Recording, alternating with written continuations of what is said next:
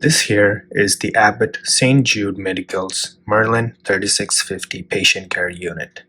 This device was made in collaboration with the tech giants IBM, and it is capable of programming and interrogating pacemakers, ICDs, and implantable loop recorders. In this video, I'm going to talk about the user interface of the device, the various demos that are available on the device for some pacemakers, ICDs, and ILRs. And all this is going to be from the point of view of a cardiology technologist. So I won't be going much into the nitty-gritty of it all. So let's get started. Before we turn the device on, let's have a look at the hardware and the accessories. So this device has a 15-inch touch screen. It has a printer right here.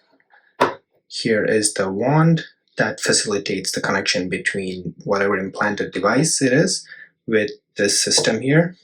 And we have the wires for the surface electrodes, all 4 limbs, and 1 chest lead.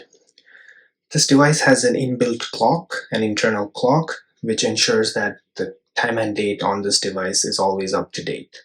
Let's go ahead and start up the system and start exploring. Just gonna flick the switch here, and voila. As I said earlier, this is the Merlin 3650 patient care system. There are much more different models now. Okay, so this here is the user interface. It is pretty neat. It's not cluttered. On this corner we have the help and the tools option. Right here we have the surface ECG. It is not hooked up to anything, that's why it's showing flatline. This here is the ECG settings, and over here we have how to start an interrogation session. Let's start from one corner and make our way across. This is the help option. Let's head in. This is the manual for the device. If you have any doubts, this is where you can refer to. If you have anything specific, like you want to search a keyword, we have the search option, like you would do on any other Word document and so on. For instance, if you want to search up how to change the sweep speed, just hit done. It's going to bring up the keywords from the manual. Let's choose that. If you want to have it as full screen, this is the toggle. If you want to zoom in, you can do that. And this is the reset zoom. So it has the manual there. If any questions or any doubts, that's where you can refer to. This device has many more manuals, just not for the patient care system. It has manuals for the pacemakers and so on as well. Let's close out of here. Let's go into the tools. We won't be going too much into the tools availabilities because it would be out of scope of this video. We would be looking at educational materials. We'll be going through demos of a pacemaker and so forth. As I said earlier, this is where you can find the manuals for whatever device you want to. Let's close that out.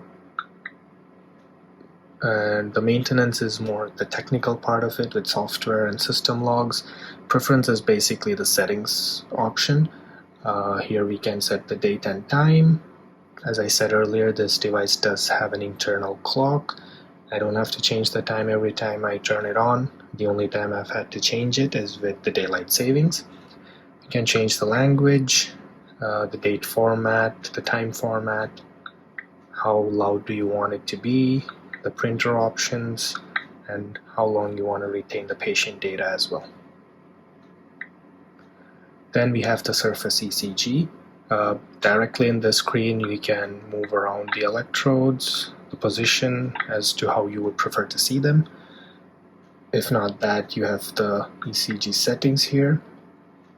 You can choose whichever you want to keep an ECG or an electrogram. You can leave the marker on, you can leave the marker off. It's up to you. Markers basically tell you if a beat is ventricular paced or ventricular sensed. It'll mark it as VP or VS. You can choose other leads if you want to. We have the chest lead, DAVL or DAVR. For now we're going to leave it as it is. You can change the sweep speed as well, and we're going to leave that as well. Then we have the freeze pane. What this does is it'll take a screenshot of the ECG and then it'll bring it up for you if you want to do any measurements. You can use the calipers here, change that, move it around, and do your measurements. For now, let's close that up. And then we have the printer option, where if you want to include the patient name, patient ID, and information like that. And then last, we have the interrogation options, like how you would start an interrogation session, but for that we'll have to have the wand placed over a cardiac device, an implantable cardiac device. Just remember, if it's a pacemaker and all, it's gonna send the device into a blind pacing mode. Yes, so that is the basic about the user interface. It's pretty straightforward. We have the manuals if anything comes up. Up next, we're going to go ahead and have a look at how an interrogation would look like. We'll open up a demo. We're going to do a demo for a pacemaker, a demo for an ICD, and a demo for an implantable loop recorder, and just have a look at how the device sees it.